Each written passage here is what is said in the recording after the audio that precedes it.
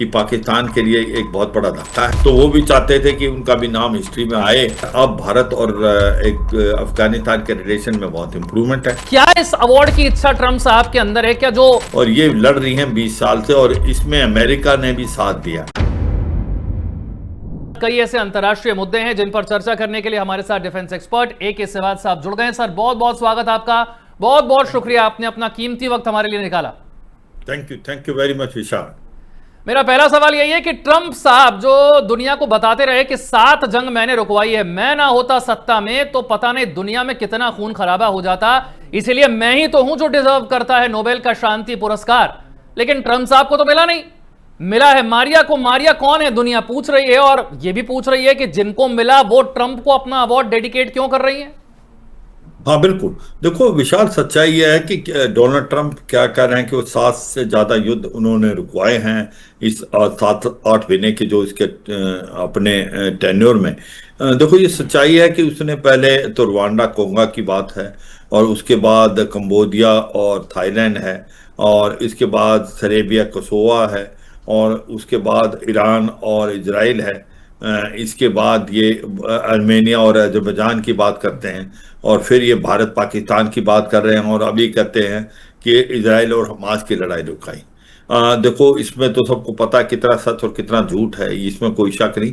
मगर ये सच्चाई है कि उन्होंने खुद अपने दावा कर रहे थे कि उनको नोबेल पीस प्राइज मिलना चाहिए, और वो इस बात का ये भी कर रहे थे कि कई देशों को उन्होंने इन्फ्लुएंस किया कि वो उसके पक्ष में चिट्ठी लिखे, इंक्लूडिंग कंट्री लाइक पाकिस्तान। मगर ये सच्चाई है कि इनका जो तरीका है, नोबेल पीस प्राइज की जो कमेटी है उसका बहुत अलग तरीका है। वो बड़ा कॉन्फिडेंशियल है, और वो बहुत अच्छी स्टडी करते हैं, वो देखते हैं कि किसने नॉमिनेट किया, तो वो किसी के प्रेशर में आके नहीं करते। ये सच्चाई है। और अभी की बार उन्होंने जो दिया है ये नोबेल पीस प्राइज, ये एक ओपोजिशन लीडर हैं मारिया कोरेना माचोदा, ये वेनेजुएला की जो ओपोजिशन लीडर है, और ये 20 साल से स्ट्रगल कर रही हैं डेमोक्रेटिक राइट्स के लिए। और आपको पता है वेनेजुएला में जिस प्रकार से अभी गवर्नमेंट है, वो गवर्नमेंट काफ़ी दबा के रखती है, कोई डेमोक्रेसी नहीं है वहाँ पर, ह्यूमन राइट की वायलेशन है, और ये लड़ती रही हैं इसके खिलाफ 20 साल से। और इन्होंने क्यों किया, डोनाल्ड ट्रंप को ये एक प्रकार देने का बोला कि भाई मैं इसको इनको निर्भर करती हूँ, उसकी वजह यह है क्योंकि जो अमेरिका है वो भी इस पे लगा हुआ है कि किसी तरीके से जो प्रेजेंट गवर्नमेंट है वेनेजुएला में उसको बदला जाए। और इसका मतलब ये सेम पेज पे है, इसमें कोई शक नहीं है, क्योंकि ये भी स्ट्रगल कर रही थी कि ये जो गवर्नमेंट प्रेजेंट है वो डेमोक्रेटिक नहीं है, और उसके काम करने में लोगों को बेसिक एम्यूनिटी देने में नाकाम रही है, ह्यूमन राइट वायलेशन बहुत ज़्यादा हैं, और ये लड़ रही हैं 20 साल से, और इसमें अमेरिका ने भी साथ दिया। तो मुझे लगता है इसीलिए वो इसको डोनेट कर रही हैं, या इसको बोल रही हैं कि भाई मैं इसका श्रेय डोनाल्ड ट्रंप को। यानी वेनेजुएला में डिक्टेटरशिप से डेमोक्रेसी का जो सफर तय किया जा रहा है, उस सफर को तय करने में बहुत अहम भूमिका मारिया मकारो की है, और इसीलिए उन्हें नोबेल का शांति पुरस्कार मिला है। लेकिन ट्रंप साहब, और पहली बार हमने ऐसा देखा है कि कोई अमेरिकी राष्ट्रपति दुनिया के हर मंच पर जाकर बार बार यह कह रहा है कि मुझे ही दिया जाए, मुझे ही दिया जाए, और ऐसा अपमान उसका कभी नहीं देखने को मिला होगा। अमेरिका के राष्ट्रपति की कुर्सी का भी एक तरीके से डोनाल्ड ट्रंप साहब अपमान करवा रहे हैं कि आप इतनी बड़ी कुर्सी पर बैठकर एक अवार्ड के लिए इतने लालायित हैं, आपकी कसक इतनी ज्यादा है उस अवार्ड को लेकर के कि आप हर मंच पर जाकर कहते फिर रहे हैं। ऐसी क्या इस अवार्ड की इच्छा ट्रंप साहब के अंदर है क्या, जो अमेरिका के पहले ऐसे राष्ट्रपति रहे हैं जिनको पीस प्राइज मिला, मेरे ख्याल से 4 ऐसे राष्ट्रपति रहे हैं, वो उस रेस में शामिल होना चाहते हैं कि दुनिया के सबसे महान राष्ट्रपतियों की गिनती में मेरा भी नाम आ जाए? क्या वजह है, इतना परेशान क्यों रहते हैं वो पीस प्राइज को लेकर? देखो सच्चाई यह है, डोनाल्ड ट्रंप एक बहुत अनप्रेडिक्टेबल लीडर है, वो अपने हिसाब से काम करते हैं, और स्पेशली ट्रंप 2.0 में उनको समझना बड़ा मुश्किल है।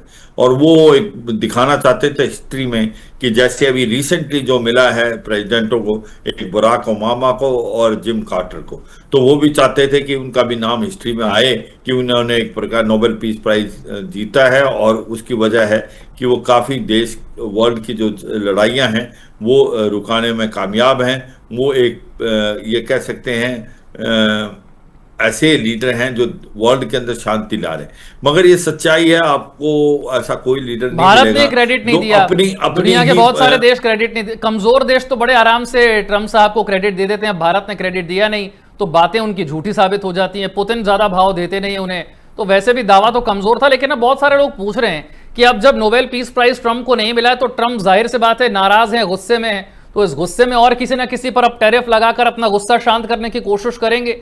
और तभी खबर आ गई कि चाइना पर 100% टैरिफ जो है वो 1 नवंबर से लागू हो जाएगा, क्योंकि चाइना रेयर अर्थ मटेरियल के एक्सपोर्ट में जो है वो रोक लगा रहा है। तो 100% टैरिफ चाइना पर 1 नवंबर से ट्रंप साहब ने लगा दिया है। पहले से 30% है, मतलब टोटल 130%। हाँ बिल्कुल, देखो वो तो अलग बात है। मैं ये समझता हूँ कि चीन के ऊपर तो उनको पहले लगाना चाहिए था, उनको भारत के ऊपर लगा दिया उन्होंने 50% टैरिफ, मगर ये सोचना चाहिए था कि सबसे ज्यादा जो ऑयल खरीदता है रशिया का वो भारत नहीं खरीदता, वो चीन खरीदता है। अब बात क्या थी कि वो लगा क्यों नहीं पा रहे, क्योंकि सबसे इंपॉर्टेंट चीज है कि रेयर अर्थ जो मिनरल्स हैं उसकी 85% वो चाइना में बनता है, और उसकी जरूरत हर एक देश को है कि अगर आपके इलेक्ट्रॉनिक्स हैं, आपके एक इलेक्ट्रॉनिक आइटम्स हैं, प्लस आपके वार इक्विपमेंट हैं, प्लस आपकी ईवी है, इलेक्ट्रिक व्हीकल हैं, इन सब के अंदर आपके ये सेमीकंडक्टर और चिप्स लगते हैं जिनको रेयर अर्थ मिनरल से बनता है और मैग्नेट से। वो आज की तारीख में चीन के पास है, और चीन ने पहले भी इसको एक बड़का प्रेशर में डाला था अमेरिका को। जब इसने 200 से करीब लगा दिया था टैरिफ, तो ये रेयर अर्थ मिनरल्स की जो सप्लाई चेन को बंद कर दिया था, तो अमेरिका घुटनों पे आ गया था। अमेरिका ने उसको घटा के 30% कर दिया था, मगर क्योंकि अब चीन ने इसको मना कर दिया देने को, तो उसने दोबारा 100% और लगा दिया, वो 130% होगा। हाँ, ये सच्चाई है जो मैं बता रहा था आपको कि डोनाल्ड ट्रंप को प्रिडिक्ट करना बड़ा मुश्किल है। वो एक अनप्रिडिक्टेबल लीडर है, वो जो करते हैं वही करते हैं। क्या वो ठीक है, क्या वो गलत है, वो तो हिस्ट्री बताएगी, मगर आज की तारीख में वो इस प्रकार से कर रहे हैं कि भाई वो अमेरिका को फायदा हो। क्या अमेरिका को इसमें फायदा होगा लॉन्ग रन में, इसकी भी लोगों को डाउट है। कहीं ऐसा ना हो इसका पासा उल्टा हो जाए, क्योंकि इन्फ्लेशन बहुत बढ़ेगा अमेरिका में, अनएम्प्लॉयमेंट बढ़ेगी। तो जो ये कर रहे हैं, मुझे लग नहीं रहा कि बिल्कुल अमेरिका को वो नुकसान पहुंचाएंगे। एक और चीज सिवाज साहब जिसकी चर्चा बहुत हो रही है, और वो है गाजा पीस प्लान। अब ऐसा लग रहा है दुनिया को कि इजराइल और हमास के बीच ये जंग अब रुकने वाली है। गाजा का पीस प्लान जिसे लेकर सहमति आमतौर पर अब बनती हुई नजर आ रही है, और ट्रंप साहब को बड़ी उम्मीद थी कि गाजा पीस प्लान को लेकर के मैंने दुनिया में ऐलान कर दिया, अब तो नोबेल का शांति पुरस्कार मुझे ही मिलेगा। तो सवाल उठ रहा है कि गाजा पीस प्लान में दम कितना है? इजराइल और हमास की जंग क्या रुकने जा रही है, और ये शांति की सीरियसली कोशिश की गई है, या सिर्फ क्रेडिट लेने की एक होड़ है कि देखिए साहब जंग रुकवा दी मैंने? और देखो, ये गाजा की जो लड़ाई थी इजराइल हमास में, ये सच्चाई 7 अक्टूबर को जो जेनोसाइड क्रिएट किया था हमास ने, और 250 के करीब वो होस्टेजेस को ले गए थे, 1200 लोगों को मार दिया था, और फिर इजराइल ने हमला करा था गाजा पट्टी में हमास को खत्म करने का। हाँ, ये सच्चाई है कि ये कहें कि हमास क्या को कंप्लीटली खत्म करने में इजराइल सक्सेस हुआ, ये कहना बड़ा मुश्किल है, क्योंकि 80 to 70% उसकी मिलिट्री कैपेबिलिटी तो डिग्रेड होगी, मगर पूरा हमास खत्म नहीं हुआ है। तो आज की तारीख में अब जो ये डील हुई है, मुझे लगता है कि ये काफी अच्छी डील है, कि बिनस्बत इस वक्त को देखते हुए कम से कम ये लड़ाई रुकेगी, चाहे वो टेम्परेरी रुके। और मुझे लगता है ये लड़ाई इसलिए ज्यादा रुकेगी, क्यों रुकने के चांसेस हैं, एक तो होस्टेजेस जो हैं 48 जिसमें से 20 लिविंग हैं वो वापस आएंगे। अब स्टिकिंग पॉइंट क्या है, वो है हमास को एक प्रकार से आपको डिसआर्म करना, और उसको यकीन करना कि उसका कोई रोल नहीं होगा गाजा पट्टी में। और तीसरा स्टिकिंग पॉइंट है, क्या इजराइल पूरे गाजा पट्टी से बाहर निकलाएगा। तो ये 3 स्टिकिंग पॉइंट हैं, इनके ऊपर बातचीत होनी है। मगर जो फेज 1 है कि भाई लड़ाई बंद होगी, और जो इजराइल की फौज है वो बताई हुई लाइन पे आ जाएगी, और हमास जो है वो सारे बंदियों को छोड़ेगा। इसके साथ साथ जो इजराइल है वो कॉरस्पॉन्डिंगली जो प्रिजनर्स हैं जिनको लाइफ सेंटेंस मिला उनको देगा। मुझे लगता है कि फेज 1 हुआ है, अब फेज 2 और फेज 3 होना है। फेज 1 अभी होगा, मतलब कि मंडे और ट्यूसडे को, तो उसके बाद फेज 2 और 3 जो है वो काफी मुश्किलात हैं, कि अगर उसमें इफ्स और बट हैं, अभी भी होप है कि ये लड़ाई रुकेगी। देखो, एक चीज का श्रेय आपको देना पड़ेगा, क्योंकि बाइडन एडमिनिस्ट्रेशन थी, क्या वो लड़ाई रुकवाने में कामयाब थी? प्लान तो यही था मगर नहीं रुकी थी। और ये लड़ाई रुकेगी नहीं, ऐसे ये लड़ती चलती जाएगी अगर आप नेतन्याहू पर प्रेशर नहीं डालेंगे। और नेतन्याहू पे अगर कोई छोटा मोटा प्रेशर डाल सकता है वो डोनाल्ड ट्रंप ही डाल सकते हैं, क्योंकि वो मानते नहीं किसी की बात। तो ये सच्चाई है।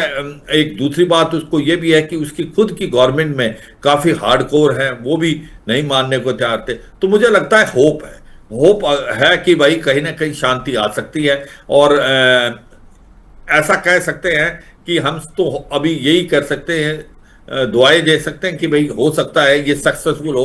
और इसके चांसेस सक्सेस होने के मैं कहूँगा 50% हैं, इससे ज़्यादा नहीं है। क्योंकि इसके अंदर हमास जो है, क्या वो तैयार होगा डिसआर्म करने के लिए, वहां से निकलने के लिए, या वो गवर्नेंस में हिस्सा ना करे? क्या इजराइल कंप्लीटली जो गाजा पट्टी को छोड़ देगा? यानी ये गाजा स्टिकिंग पीस पॉइंट है। प्लान सक्सेसफुल होगा इसकी कोई गारंटी अभी है नहीं। लेकिन एक और बड़ी खबर जिसकी चर्चा, और ये 21 अमेरिकी सांसदों ने डोनाल्ड ट्रंप को लेटर लिखा है और कहा है कि साहब अब भारत से रिश्ते आप सुधार लीजिए, वरना भारत जो है वो चीन और रूस के करीब चला जाएगा, आपको बहुत बड़ा नुकसान हो जाएगा। यानी अमेरिका के अंदर से ऐसी आवाजें उठने लगी हैं कि अमेरिका के अंदर से भी शिवाज साहब ऐसी आवाजें उठने लगी हैं कि भारत से आप रिश्ते सुधार लीजिए, वरना नुकसान बहुत भारी हो सकता है।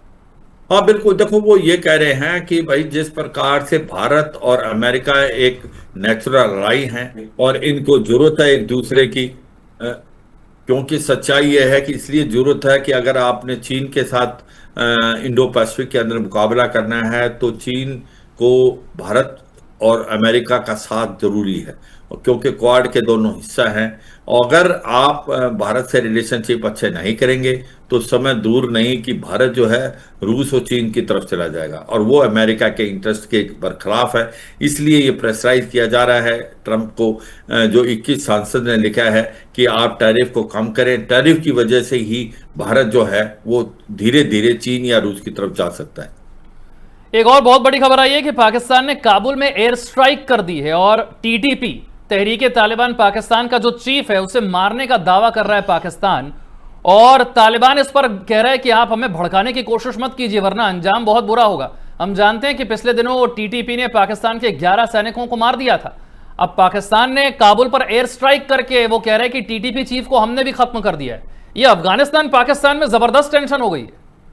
हाँ बिल्कुल होगी, और ये सच्चाई है कि ये इसकी वजह एक है कि कहीं ना कहीं जो पाकिस्तान वो ब्लेम कर रहा है अफगानिस्तान को कि वो टीटीपी को एक आपका तो बेसिस दे रहा है, वहां पर टीटीपी के काफी बेसिस है, वहां से ऑपरेट कर रहे हैं। और जबकि अफगानिस्तान कहता है कि ऐसा कुछ नहीं है। सच्चाई ये है कि हमने पहले बता दिया था कि अफगानिस्तान के और पाकिस्तान के रिलेशनशिप अच्छे नहीं हो सकते हैं, क्योंकि इनके बीच के अंदर फॉल्ट लाइन्स है, और फॉल्ट लाइन है 3 कि एक तो अफगानिस्तान डूरन लाइन को नहीं मानता, जो पश्तून हैं जो दोनों तरफ वो अफगानिस्तान में मिलना चाहते हैं, शरिया लॉ लेना चाहते हैं।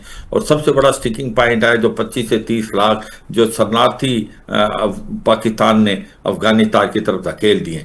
तो ये सच्चाई है, आज की तारीख में इनके रिलेशनशिप खराब है। और जिस प्रकार से अभी आमिर खान मुत्तकी जो कि एक्टिंग फॉरेन मिनिस्टर भारत में आए थे, तो इन्होंने उस पर अफगानिस्तान के अंदर एयर स्ट्राइक की है, और वहां पर वो ये क्लेम कर रहे हैं पाकिस्तान जो नूर अली मसूद है जो टीटीपी का कमांडर, उसको मार दिया है। मगर वो समय ही बताएगा कि ये सच्चाई या नहीं। तो भारत और तालिबान भी साथ आ रहे हैं और सिवाज साहब से ये समझने की कोशिश करेंगे कि ये भारत और अफगानिस्तान के रिश्ते जब मजबूत होंगे तो पाकिस्तान के लिए कितनी बड़ी मुसीबत होने वाली है। सिवाज साहब, अफगानिस्तान के विदेश मंत्री भारत दौरे पर हैं और बहुत सारे लोगों के मन में यह सवाल है कि क्या हमने तालिबान की सरकार को ऑफिशियली मान्यता दे दी है, और अब जब भारत और अफगानिस्तान करीब आ रहे हैं तो क्या पाकिस्तान के लिए मुश्किलें बढ़ रही हैं? क्या भारत और अफगानिस्तान साथ मिलकर पाकिस्तान के लिए बहुत बड़ी चुनौती पेश करेंगे? बिल्कुल करेंगे। ये सच्चाई है कि भारत और अफगानिस्तान के रिलेशनशिप इंप्रूव होंगे, क्योंकि ये भी सच्चाई है कि पाकिस्तान के लिए एक बहुत बड़ा धक्का है, क्योंकि पाकिस्तान ने हरदम ये सोचा था कि अफगानिस्तान उसके लिए बहुत इंपॉर्टेंट है, वो स्ट्रेटेजिक डेप्थ देता है। मगर अब भारत और एक अफगानिस्तान के रिलेशन में बहुत इंप्रूवमेंट है। भारत ने ऑफिशियली उसको रिकग्नाइज नहीं किया है, रूस के अलावा किसी देश ने। भारत तभी रिकग्नाइज करेगा जब यूनाइटेड नेशन कर लेता है। मगर हम वर्केबल रिलेशनशिप रखेंगे। अभी जो हमने $3 बिलियन वहां पर इन्वेस्ट किया है, जहां पर हमने सड़कें बनाई हैं, डैम बनाए हैं, हॉस्पिटल बनाए हैं, स्कूल बनाए हैं, पार्लियामेंट हाउस है, उनको हम कंटिन्यू रखेंगे। और सबसे इंपॉर्टेंट है चाबार पोर्ट जो कि ईरान में है, जिससे कनेक्टिविटी है अफगानिस्तान में, बाईपास पाकिस्तान, वो फिर सेंट्रल एशियन स्टेट को जोड़ता है और नॉर्थ साउथ ट्रांसपोर्ट कॉरिडोर के को लेके जाता है। तो वो बहुत ही इंपॉर्टेंट है। वहाँ वर्ल्ड का 4 से 5% ट्रेड जाएगा आने वाले 4 से 5 साल में। वो एक प्रकार दोनों के लिए बहुत महत्वपूर्ण है। हमारे कल्चरल हिस्टोरिकल रिलेशनशिप है अफगानिस्तान के साथ, दोनों देशों के आपस में मिलने से बहुत फायदा होगा और पाकिस्तान के लिए ये बहुत बड़ी चोट है। एक आखिरी प्रश्न है, गाजा पीस प्लान को लेकर पाकिस्तान में हिंसा हो रही है और तहरीके लब्बैक ये जो संगठन है ये पाकिस्तान में हिंसा कर रहा है। लाहौर में, कराची में कई जगह पर इंटरनेट बंद करना पड़ गया है, हिंसा हो रही है, कई जिलों में एंट्री एग्जिट पॉइंट बंद कर दिए गए हैं। पाकिस्तान में इतने बुरे हालात हैं, ये तहरीके लब्बैक क्या है और पाकिस्तान में अचानक से इतने बुरे हालात कैसे हो गए? ये सच्चाई है, पाकिस्तान में सिविल वार जैसी सिचुएशन वैसे ही पैदा हो रही है कि वहां पर आतंकवाद का बढ़ना, पॉलिटिकल इंस्टेबिलिटी, इकोनॉमिक क्राइसिस। तारिक लबायक कह रहा है कि भाई ये क्यों पीस डील के, उनका सबसे बड़ा इंपॉर्टेंट चीज था कि जो नवाज अपने शहबाज शरीफ थे, उन्होंने ये बोल दिया कि ये पीस प्लान जो बनाई है 20 पॉइंट की, डोनाल्ड ट्रंप उससे सहमत है, और बाद में वो उसको कह रहे थे कि इसके अंदर बदल दिया। मगर लोग इसके नाराज हैं कि क्यों इस पीस प्लान को पाकिस्तान ने ओके करा जबकि इसके अंदर कमियां और खामियां हैं। बट सच्चाई ये है पाकिस्तान के हालात ही खराब है। पाकिस्तान एक सिविल वार की तरफ जा रहा है, वहां पर इकोनॉमिक क्राइसिस, पॉलिटिकल इंस्टेबिलिटी, आतंकवाद का बढ़ना। मुझे लगता है पाकिस्तान के 4 टुकड़े होंगे, खैबर पख्तूनख्वा, बलूचिस्तान, सिंध और पंजाब। पीओजे के और गिलगित बाल्टिस्तान जो कि एक भारत का हिस्सा है, वो इलीगली ऑक्यूपाइड है पाकिस्तान से, वो भारत में मिलेगा। बहुत बहुत शुक्रिया सहबाज साहब हमारे साथ जुड़ने के लिए और इस चर्चा के लिए।